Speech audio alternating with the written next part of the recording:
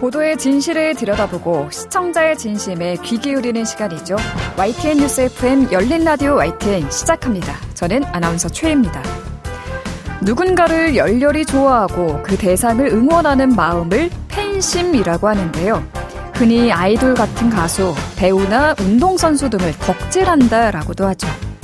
최근 이런 팬심을 소재로 한 드라마도 큰 인기를 끌었습니다. 무언가 바라지 않으면서 누군가를 좋아하고 응원하는 마음은 참 멋있다는 생각이 드는데요. 하지만 연예계에서 터지는 사건, 사고도 있다 보니 그릇된 팬심이 사회적으로 지적되기도 합니다. 얼마 전 가수 김호중 씨가 음주운전을 하고 운전자 바꿔치기, 증거인멸을 시도한 혐의 등으로 경찰 수사가 이루어지고 있는데요. 김호중 씨 팬덤 측에선 잘못을 질타하기보단 감싸기만 하고 있어 논란이 되고 있습니다. 팬심마저 그릇됐다는 지적이 나오게 한 김호중 씨 사건, 문화계에선 어떻게 보고 있는지 잠시 후 뉴미디어 트렌드 시간에서 짚어보겠습니다. 오늘 미디어 비평 시간은 아동학대 가해자를 실명 보도했다가 현행법 위반이라는 대법원 판단을 받게 된 기자, 무슨 일인지 이야기 나눠보겠습니다. 열린 라디오 YTN 지금 시작합니다.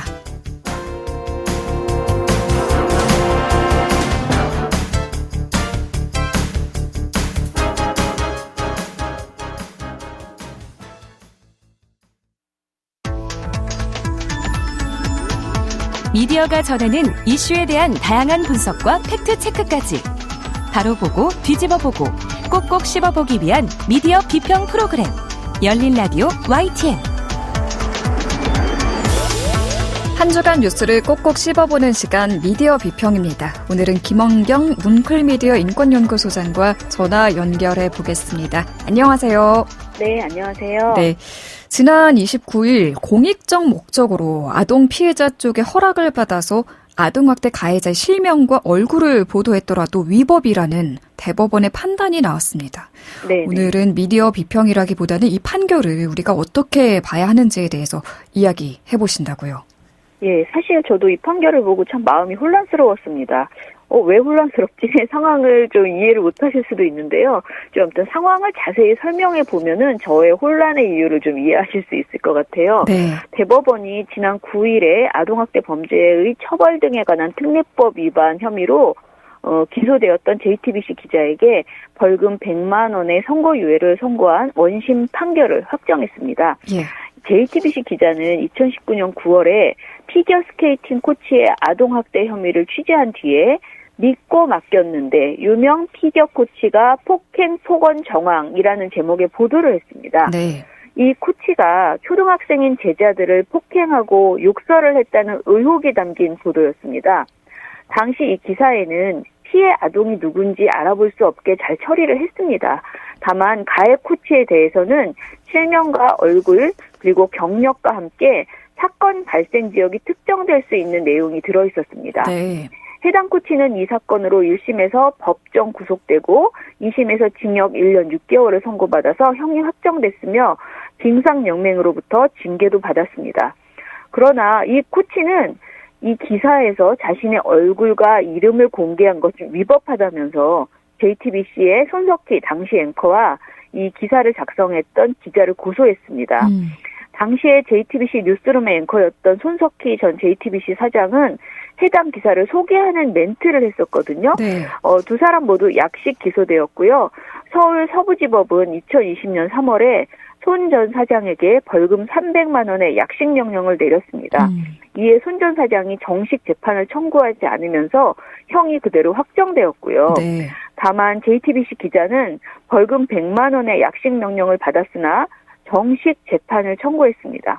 그런데 이 기자가 대법원까지 가서 이번에 최종 벌금 100만 원의 선고유예 선고를 확정받게 된 것입니다. 네, 지금 말씀해 주신 걸 들어보면 해당 코치가 가해 행위를 한 게 분명한 사실이고 또 해당 기자가 사실이 아닌 내용을 보도하지 않았음에도 가해자의 신상을 공개했다는 이유로 유죄를 받게 된 겁니다. 이 JTBC 기자가. 네네. 이게 어떤 법적 근거에 따른 건가요?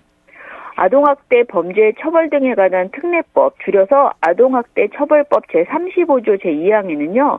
아동보호 사건에 관련된 아동학대 행위자, 그리고 피해 아동, 고소인, 고발인 또는 신고인의 주소, 성명, 나이, 직업, 용모, 그 밖에 이들을 특정하여 파악할 수 있는 인적사항이나 사진 등을 신문 등 출판물에 싣거나 방송 매체를 통하여 방송할 수 없다라고 규정되어 있습니다. 네. 그러니까 피해 아동, 고소인, 고발인, 신고인은 이해가 가는데 여기 아동학대 행위자가 들어있잖아요. 이것에 대해서 사실 이해 못하는 분들도 있는 거예요. 이번 재판에서는 이 조항에서 말하는 방송 금지 대상에 형사처벌을 받게 된 아동학대 행위자의 경우까지 포함되는지가 매우 중요한 쟁점이 되었습니다. 네. 왜냐하면 아까 제가 읽어드린 것처럼 아동보호 사건에 관련된이라고 앞에 나오거든요. 그런데 통상적으로 아동보호 사건은 아동학대 범죄로 인해서 같은 법 제36조 제1항에 따른 보호처분을 받은 사건을 가리킵니다. JTBC 기자는 해당 코치가 이미 형사사건에서 징역 1년 6개월을 확정받아서 아동 형사사건에 관련된 경우에 해당되기 때문에 이 아동학대 처벌법 35조 2항이 적용될 수 없다라고 주장을 했습니다. 네. 그런데 1심은 피해 아동을 보호하기 위한 아동학대 처벌법 제35조 2항의 목적은 아동 보호 사건에만 한정되지 않으므로 형사처벌을 받은 아동학대 행위자의 경우까지 모두 포함한다면서 JTBC 기자의 보도가 방송 금지 조항을 어겼다 이렇게 판단을 했습니다. 그렇군요. 또한 1심에서는 코치의 이름을 공개한 것은 추가 아동학대 행위를 막으려는 목적이었으므로 정당 행위에 해당한다라고 JTBC 기자가 주장했는데요. 이 주장마저 기각을 했습니다. 여기서 핵심은 가해자의 신상을 공개해서 그의 인권을 침해한다는 점이 아니고요. 가해자 신상을 공개하는 것이 자칫 피해 아동의 신상까지 공개하게 될 가능성이 높다는 점을 강조하고 있는 것입니다. 재판부는 온라인 매체의 발달과 방송의 파급력 등을 고려하면 가해자의 실명과 얼굴을 밝힌 보도로 인해서 자연스럽게 피해 아동들의 인적사항이 알려졌을 것으로 보이는 점, 그리고 보도 전 코치의 변호인에게 고소하겠다는 연락을 기자가 받았음에도 불구하고 법률 전문가에게 확인하는 등의 조치를 취하지 않고 이 사건 조항의 존재를 알지 못한 채 보도를 감행했다는 점 등을 종합해서 보도 행위의 동기나 목적의 정당성은 인정되지만 행위의 수단이나 방법의 상당성, 긴급성, 보충성 등의 요건을 갖추었다고 보기는 어렵다. 이렇게 판시를 했습니다. 저는 이 보도에서 가해자를 공개하는 걸, 그러니까 이 코치의 신상 정보를 공개하는 걸 피해 아동의 부모가 승낙했다는 말을 들었거든요. 네네. 그래서 이 코치의 행위에 분노해서 피해 아동 부모가 공개해달라고 요구를 한 게 아닐까라고 생각을 했거든요. 맞아요. 예. 근데 결과적으로 이 가해자 신상을 공개하면은 자칫 피해 아동의 신상 공개로 이어질 가능성이 높다는 점에서 이런 판결이 나온 거군요. 그렇죠. 그러니까 피해 아동은 그런 위험을 감수하고라도 가해자를 공개해달라라고 이제 피해 부모님은 그렇게 얘기를 했던 것이죠. 네. 말씀하신 대로 그 내용, 그러니까 피해 아동의 부모가 실명 보도를 승낙해서 위법성이 조각된다는 주장을 JTBC 기자가 계속했어요. 예. 그러나 항소심 재판부에서도 식별 정보 보도를 원한다는 부모의 의사가 반드시 그 피해 아동의 의사와 같다고 보기 어려울 뿐만 아니라 피해 아동 스스로도 보도를 원한다는 의사를 표시했다고 하더라도 그러한 보도 방식이 아동 스스로의 건강한 성장에 도움이 된다라고 단정할 수 없다. 이렇게 굉장히 엄격하게 봤습니다. 대법원은 어떻게 봤습니까?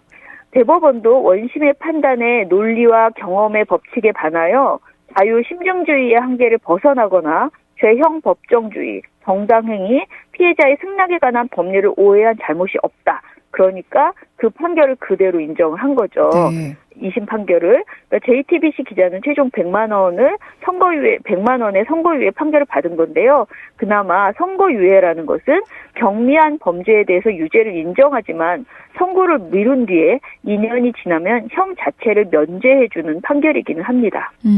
2022년에 헌법재판소에서도 관련 판결이 나왔던데 이것도 이 JTBC 기자가 신청했던 건가요? 네, 맞습니다. JTBC 기자는 아동학대 처벌법 제35조 2항이 위헌이다라면서 서울서부지법에 위헌 법률 심판 제청을 신청한 바 있습니다.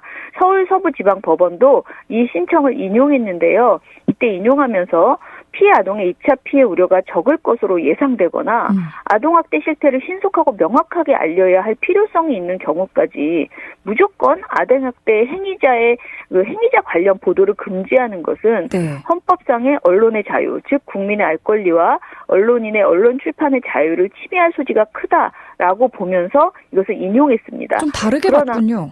그렇죠. 그런데 정작 헌법재판소의 판단은 달랐습니다.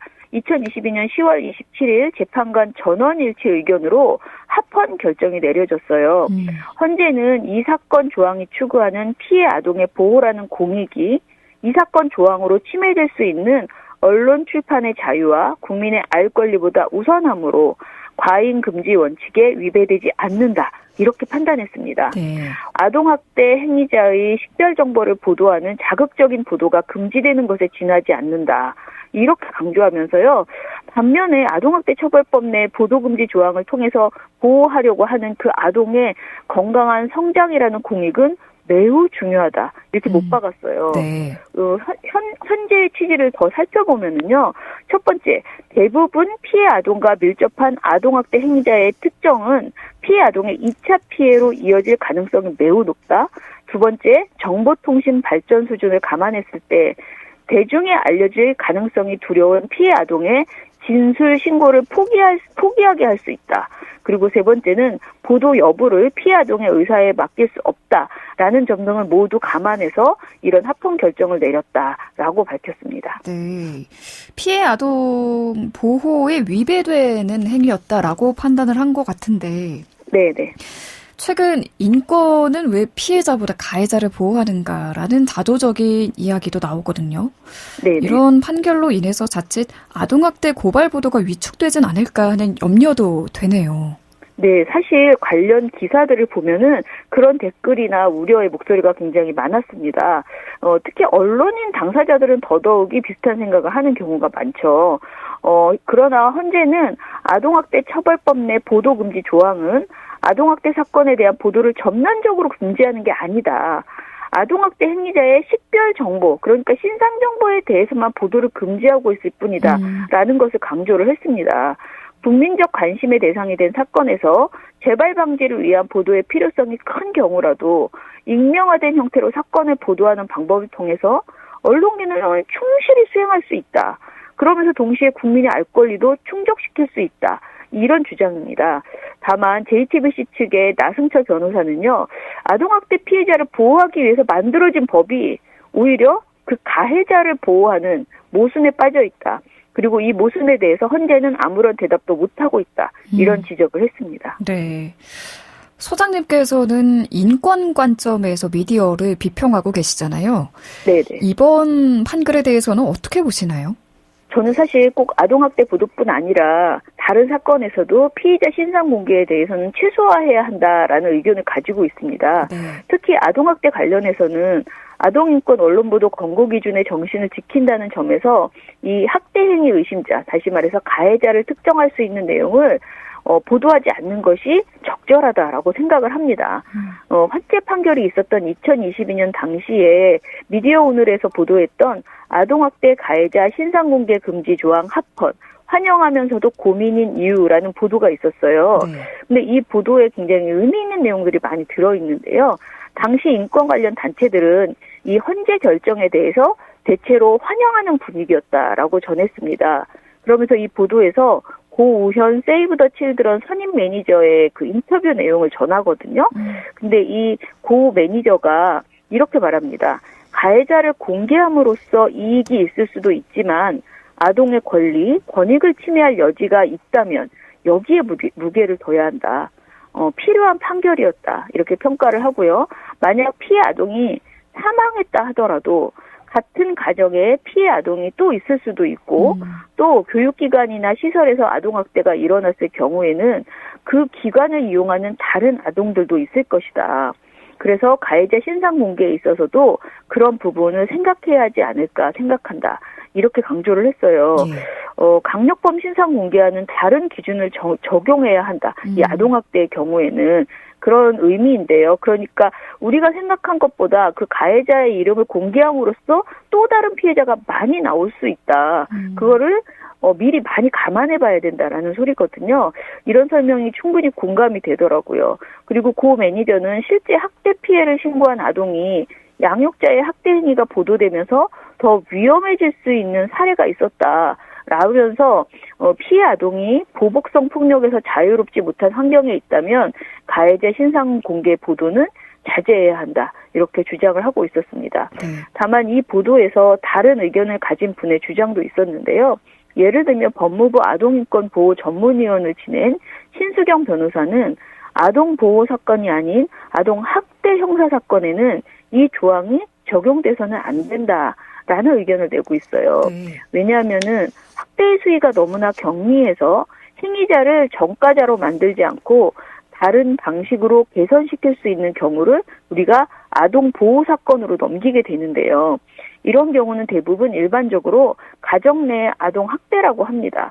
그런데 이런 경우 행위자 보도를 하면 피해 아동이 특정되기 때문에 이 35조 2항에서 이것을 하지 말라라고 하는 취지였다는 거예요.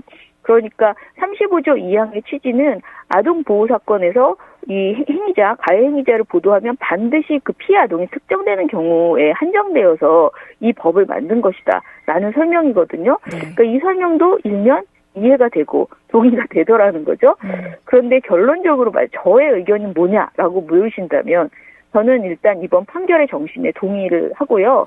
헌재가 말한 익명화된 형태로 사건을 보도하는 방법을 통해서도 언론 기능을 충실히 수행하는 동시에 국민의 알 권리도 충족시킬 수 있다는 점을 우리가 인정해야 될 것 같아요. 사실 우리는 계속 뭔가 가해자를 이렇게 특정하고 그를 욕하고 화내면서 정의를 이뤄가는 그런 느낌을 많이 받거든요. 그런데 우리가 그런 느낌 때문에 자칫 발생할 수 있는 다른 아동의 피해거나 또는 그 피해 아동이 2중, 3중의 2차, 3차 피해를 받을 수 있다는 것은 있게 된다면 절대 안 되잖아요. 그래서 최대한 이 기준에 맞춰서 보도하는 것이 적절하다라고 생각을 합니다. 네. 가해자의 신상을 공개하면 그에 따를 수 있는 2차 피해에 대한 것들도 생각을 꼭 해야 한다라는 말씀 해주셨습니다. 네. 오늘 말씀 여기까지 듣겠습니다. 감사합니다.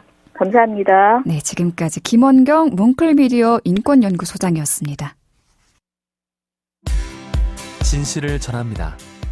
진심을 다합니다. 시청자 여러분의 목소리에 귀 기울이는 YTN 뉴스 FM 열린 라디오 YTN 토요일 저녁 8시 20분과 일요일 밤 11시 20분에 방송됩니다.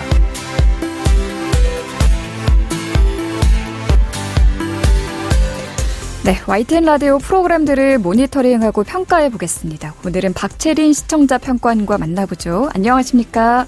네, 안녕하세요. 네, 이번 주에는 어떤 프로그램 모니터링 하셨나요?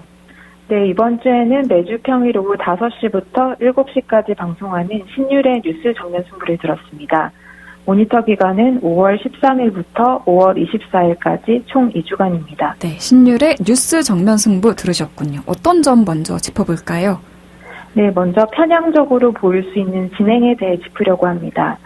지난 5월 24일 뉴스 인앤아웃 코너에서 박근혜 전 대통령의 최측근인 정호성 씨가 대통령실 비서관으로 합류한다는 소식을 보도했습니다. 하지만 이 인사가 논란이 되고 있는 이유는 전혀 언급하지 않은 채 진행자의 주관적 평가만을 전달했는데요. 네. 정호성 씨는 박근혜 정부 시절 이른바 문고리 3인방으로 불렸던 인물로 청와대 기밀 문건을 최순실 씨에게 유출한 혐의로 유죄를 선고받았습니다. 정 씨의 이 범죄 사실은 대통령실의 이번 인사에 대한 평가를 하는 데 있어서 청취자에게 아주 중요한 정보입니다. 조선일보, 한겨레 등 많은 언론이 이러한 점을 짚으면서 이번 인사를 부정적으로 평가했는데요. 네. 하지만 뉴스 인앤아웃에서 전한 소식은 전혀 달랐습니다. 정 씨의 범죄 사실에 대해서는 전혀 언급이 없었고요. 진행자는 정 씨에 대해 상당히 일을 꼼꼼하게 하고 훌륭한 비서관이라는 평가를 받는다. 보수에서 상징성을 가진 인물이라며 주관적이고 또 긍정적 평가만 언급했습니다. 네. 그리고 국정농단과 관련해서 재평가될 가능성도 배제할 수 없다고 본다. 국정농단 사건을 다시 한번 생각해보게 만드는 계기라고 했습니다. 윤 대통령의 이번 인사와 이미 여러 명이 실형 선고를 받은 국정농단 평가가 어떤 연관이 있는지 설명 없이 국정농단 평가가 뭔가 문제가 있다는 뉘앙스만 풍겼습니다.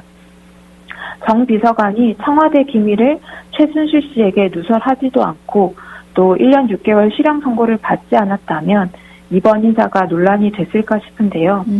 논란이 되는 이런 이유는 쏙 뺀 채 주관적이고 긍정적 평가만 전달한 것은 균형성을 잃은 진행이었다고 평가해도 무리가 없을 듯합니다. 객관적인 설명이 부족했다고 느끼셨군요. 또 다른 문제점은 뭐가 있었을까요?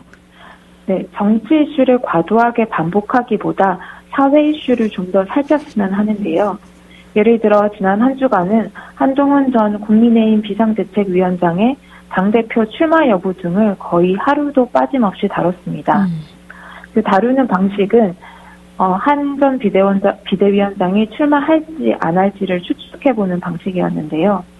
패널 대부분은 공공도서관에 얼굴을 비췄으니 그리고 사회관계망 서비스에 정책 관련 글을 올렸으니 출마할 것 같다 등 분석을 비슷하게 했습니다. 그래서 일주일 내내 들을 만큼 의미 있는 정보로 들리지는 않았는데요. 네. 반면 청취자에게 중요한 다른 이슈는 놓치고 있어 아쉬울 때가 있었습니다. 예를 들어 연금개혁을 정치권 공방으로만 다루지 말고 그 내용을 쉽게 풀어주거나 아니면 공방이 계속될 수밖에 없는 이유를 짚는 것이 좀 더 필요하지 않았을까 싶고요. 또 뉴스 인앤아웃에서는 서울대 N번방 사건을 짧게 다뤘었는데요. 당시 경찰이 이 사건을 놓쳤다는 점을 지적했지만 왜 이런 일이 반복되는지는 살피지 않았습니다. 네. N번방 사건을 왜 매번 일반인들이 경찰보다 범인을 잘 추적하는지, 왜 비슷한 사건이 반복되는지 등을 좀 더 깊이 있게 살폈으면 정면 승부가 더 풍부해졌을 듯합니다. 네, 같은 정치 이슈를 반복하기보다는 중요한 사회 이슈를 좀 살펴줬으면 한다는 바람 말씀해 주셨습니다. 긍정적인 부분은 없었을까요? 네, 라인 사태도 지난 한 주간 주요 이슈였습니다. 한국에서 벌어진 일도 아니고 외교와 경제 등이 얽혀 있어서 다양한 전문가 해석이 필요한 이슈가 아니었나 싶은데요. 뉴스 정면 승부는 지난 5월 13일 전 주일대사 경제학부 교수 인터뷰를 연달아서 배치해서 다뤘고 5월 22일에는 IT 기업 출신 정치인 인터뷰를 통해서도 라인 사태에 대해 이야기 나눴습니다. 정치, 외교, 경제 등 여러 분야 전문가의 시각을 접할 수 있었는데요. 이 사안을 이해하는 데 도움이 많이 돼서 긍정적으로 평가하고 싶습니다. 네, 오늘 말씀 잘 들었습니다. 꼼꼼하게 살펴주셔서 고맙습니다. 네, 감사합니다. 네, 지금까지 박채린 시청자 평가원이었습니다.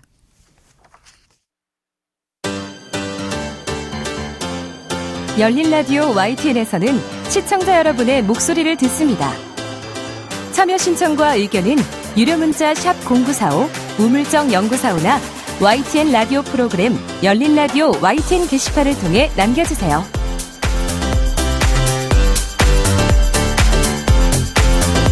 네, 뉴미디어 트렌드입니다. 오늘의 뉴미디어 트렌드는 김헌식 문화평론가와 함께 해보죠. 평론가님 나와 계시죠? 네, 안녕하세요. 네, 안녕하세요.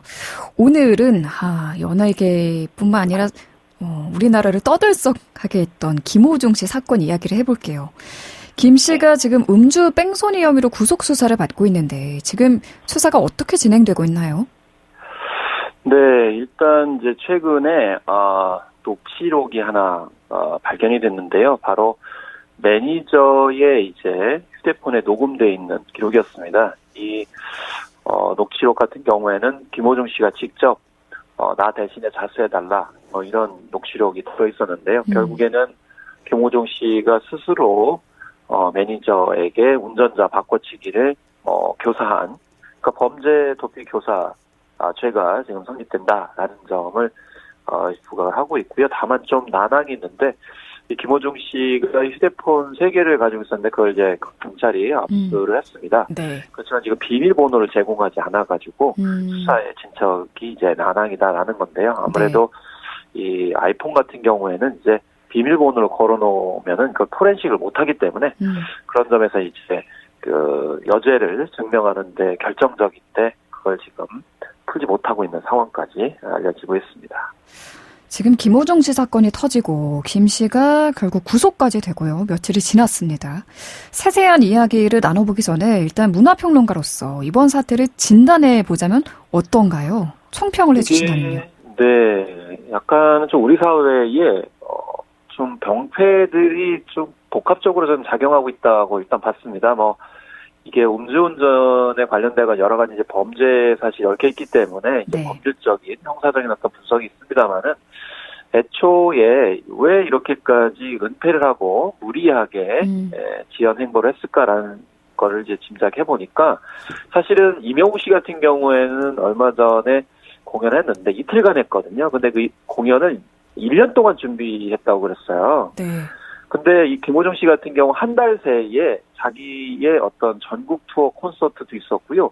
심지어는 국제적인 그런 4대 연주단 그리고 유명 소프라노가 협연도 하고 또 클래식 공연도 그래서 일정이 굉장히 많았습니다. 그래서 일부 보도에 따르면은 미리 받은 돈만 100억 원이 넘는다 이렇게 결정도 이번 했는데 사고 전후로 스케줄이 많았군요. 네, 그렇습니다. 굉장히 많았던 거죠. 이게 어떻게 보면은 쏠림 현상이 아닌가. 그러니까 유명한 대세 아티스트한테 각종 뭐 행사나 공연들이 쏠리다 보니까 결과적으로 불미스러운 일이 생겼을 경우에 이게 위기 어떤 매니지먼트가 작동이 되지 않다 보니까 결과적으로는 속이고 은폐하고 조작하고 그러다 보니까 나중에는 걷잡을 수 없이 도저히 막을 수 없는 지경에까지 이른 게 된 게 아닌가라는 생각이 들어서 우리 사회의 어떤 쏠림과 선택과 집중 문제들이 저는 불거졌고 여기에 따른 대책은 없었다는 거죠. 그러니까 김호중 씨가 만약에 잘못됐을 경우에 그럼 대체안을 어떻게 할 거냐에 대한 보관들은 거의가 없었고요. 심지어는 이렇게 공연 앞두고 있고 그렇다면 이게 개인 때문에 잘못하면 여러 사람한테 피해를 줄 수 있는데 본인은 음주를 너무 심하게 하는 그런 행태를 계속 반복했고 소속사도 여기에도 관리가 전혀 되지 않은 그런 매니지먼트의 허점들이 이런 참사를 낳았다고 저는 생각합니다. 그러니까 대체라는 게 예정된 공연을 아티스트의 어떤 사정으로 소화하지 못하게 됐을 시 어떻게 대응을 해야 되는지에 대한 대처가 없었다라는 건가요? 예를 들면은 이제 뮤지컬이나 오페라 등에서는요, 항상 복수로 배우를 캐스팅하게 돼 있습니다. 왜냐하면 이 공연이라는 거는 사실 컨디션 난조, 예를 들면 급히 뭐 몸에 이상 질환이 생길 수도 있는 것이고 그렇기 때문에 그때 이제 밑에 서브로 캐스팅을 하는 경우가 있거든요. 그러면은 원래 캐스팅된 그런 배우가 나오지 않는다 하더라도 차안이 있을 수 있는데 그런 점에 대한 보관들이 없어서 뭐 이번 사태 같은 경우에도 뭐 다른 대안이 없다, 뭐 대체자를 구할 수 없다. 그래서 결국 강행을 하려 했던 그런 면들이 있었죠. 네. 워낙 공연이 임박해서 대체할 출연자를 구하기 어렵다라는 게 있었죠. 네.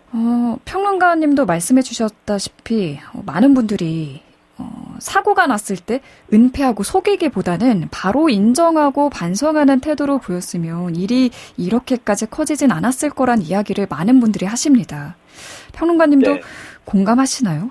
그렇습니다. 그래서 달라진 미디어 환경에 대한 인지가 좀 적었던 거 아니냐 이렇게 생각이 듭니다. 왜냐하면은 음주를 단순히 한 것이 아니고 더구나 사고를 냈거든요. 이제 택시를 들이받았던 측면이 있기 때문에 그리고 이제 그런 사안에 있어서는 뭐 블랙박스 주변 CCTV 이런 것들이 이제 뉴 미디어 혹은 뉴 콘텐츠 관점에서 이제 증거로서 작용할 수 있는데 이런 부분을 도외시하고 단순히 뭐 운전자가 거치기를 한다든지 아니면은 17시간 만에 나타난다든지 뭐 끝까지 음주운전을 하지 않았다고 발뺌을 한다든지 이런 임기방평적인 방식으로는 진실을 가릴 수가 없다는 거죠. 더더군다나 요즘에는 어떤 이슈가 있었을 때 자발적으로 시민들이나 국민들이 참여를 해가지고 증거를 제보하는 경우가 많습니다. 네. 그래서 명명백백한 사실에 관련돼서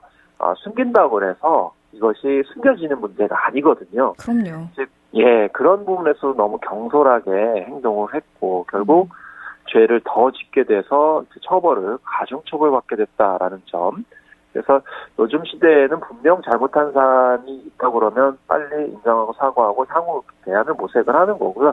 정말 이제 잘못이 없다고 그러면 네. 소신 있게 가야 되겠지만 이 김호중 씨 같은 경우 처음부터 증거가 많이 제출이 된 상황이었고 분명한 사실이었거든요. 이런 점에서 이 뉴미디어의 바뀐 환경에 대응해서 처음에 초기에 초동 조치를 잘 하는 것이 무엇보다 중요하지 않나 이렇게 생각이 들고요. 네. 또 최근에 피식대학이라고 하는 그런 이제 유튜브 채널에서도 문제가 비슷하게 불거졌습니다. 이제 지역에 내려가서 영양군의 어떤 여러 면모들을 보여주고 소개하는 거였는데 그래서 지역 차별이라든지 할머니에 대한 그런 평화적인 발언을 했는데 일주일 동안 전혀 조처를 하지 않았고 심지어 비슷한 콘텐츠를 올리는 행태들을 반복했습니다. 이것도 결국에는 사실은 미디어 환경에 적응을 못한 건데 아무리 유튜브를 하더라도 보편적인 원칙, 인권, 감수성 이런 것들은 지켜야 되거든요. 그런 점들을 도외시했기 때문에 결국엔 초동 조치 못해서 우리 나중에 사과를 해도 용서가 안 되는 상황에 이르렀습니다. 네, 저는 이것도 궁금하더라고요. 김 씨의 공연 강행 의지가 대단했거든요. 구속심사 전날까지 예정된 공연을 했습니다. 이렇게까지 공연을 강행한 이유가 있을까요? 일단 11일과 12일 공연 그리고 18일, 19일 공연 이렇게 이제 따져봤을 때 이제 적게는 한 40억 원, 많게는 한 50억 정도의 매출 규모가 있었다라는 그런 통계도 있었고요. 네. 또 이제 미리 선수금을 이제 125억 원 정도를 앞당겨서 받았다라는 그런 이야기가 있었습니다. 그리고 이제 또 국제적인 행사였기 때문에 아마 개인적으로는 국제적인 그런 유명 연주단과 소프라노 협연하니까 명예라고 생각했을지 모르겠습니다만은 이런 이제 돈에 관련된 경제적인 부분 그리고 네. 국제적인 어떤 행사에 대한 어떤 명예 이런 부분들이 좀 복합적으로 작용한 게 아닌가라는 생각이 들고요. 네. 근원적으로 봤을 때는 이 우리나라의 그 소속사라는 곳, 기획사라는 곳이 굉장히 영세합니다. 더더군다나 한 사람에 대한 집중성이 굉장히 강해요. 그러니까 스타 한 명이 그 소속사를 좌지우지하는 측면이 많습니다. 그러니까 이게 어떻게 보면 포트폴리오가 이제 분산돼 있지 않다는 측면이 있죠. 그러다 보니까 김호중 씨에게 의존하는 바가 굉장히 컸고, 그러니까 한 집안의 가장이었던 거군요. 거의 먹여 살리는 측면이 있다라고 볼 수가 있는 거죠. 그러니까 의존도가 너무 크다 보니까 네. 결국엔 분명한 범죄 사실에도 불구하고 강행을 할 수밖에 없는 굉장히 취약한 우리나라 엔터 기업의 좀 민낯이 이번에 복합적으로 작용한 게 아닌가 이렇게 생각이 듭니다. 네. 한편 김천시에 조성된 김호중 소리길의 존폐를 두고도 갑론을박이 벌어지고 있더라고요. 김호중 씨 일부 팬들은 이 폐지에 반대의 성명문까지 올렸던데 일부 팬들은 변함없는 응원과 지지를 보내겠다는 마음이 여전히 굳건한 걸로 봐야 할까요? 네, 그래서 일단은 이제 김천예술고등학교를 이제 졸업한 김호중 씨인데 이 학교에 관련돼서는 두 가지 이제 시설물이 있었습니다. 하나는 이제 학교 내에는 트바르티의 집이라고 그래가지고 학생들이 그러니까 후배들이 쉴 수 있는 그런 공간이 있었는데 여기에서는 현판과 관련 사진을 철거를 했는데 이 소리길 같은 경우에는 김호중 씨가 졸업한 김천예술고등학교 이제 주변에 있습니다. 한 100m 정도 이렇게 되어 있는데 여기에 이제 김천시가 한 2억 원 정도 들여가지고 조성을 했고 해마다 한 10만 명 정도가 이렇게 방문하는 곳으로 이렇게 집계되고 있었는데 김천시 입장에서는 방문객들이 꽤 있었고 또 김천시 재정을 들였기 때문에 철거하기는 난처하다라는 입장을 보여줬지만은 이제 다른 국민들은 철거해야 된다라는 입장이었고 여기에 이제 팬들은 계속 존치해야 된다라는 그런 입장이어서 한쪽에서는 없애야 된다, 한쪽에서는 존치해야 된다라는 그런 의견들이 맞부딪히는 상황 속에서 김천시가 좀 약간 난감해하는데 중요한 거는 이제 관광 유발 효과이기 때문에 아무래도 그 형사적인 어떤 판결이 나오게 되면 자연스럽게 관광객이 줄어들지 않을까 이렇게 전망해 봅니다. 네, 알겠습니다. 오늘 말씀 여기까지 듣겠습니다. 감사합니다. 네, 감사합니다. 네, 지금까지 김원식 문화평론가와 함께했습니다. 네, 열린 라디오 YTN 오늘 순서 여기까지입니다. 저희 프로그램은 YTN 라디오 홈페이지와 YTN 라디오 앱, 또 유튜브와 팟빵을 통해서도 다시 들으실 수 있습니다. 오늘 끝곡은 리차드 샌더슨의 리얼리티 띄워드릴게요. 저는 다음 주 이 시간에 다시 인사드리겠습니다. 아나운서 최유였습니다. 고맙습니다.